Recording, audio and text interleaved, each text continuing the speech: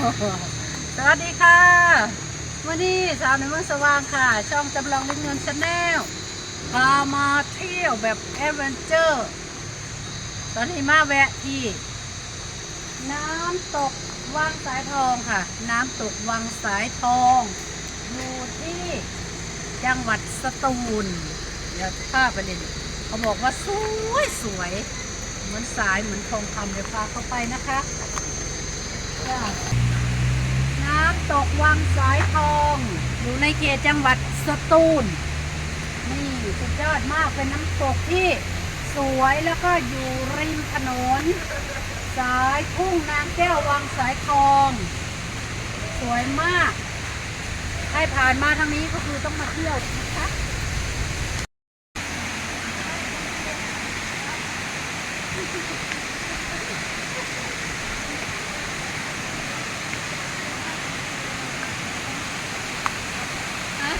ฟังเสียงเลยค่ะเป็นเสียงน้ำตกที่แผ่กระจายเหมือนสายทองคำธรรมชาติสร้างสรรค์พยายามไม่เปียกเป็นสูตรเพราะว่ามันจะเปียกก็บอกผู้นำโชคแห่งสายน้ำสวยมากสวย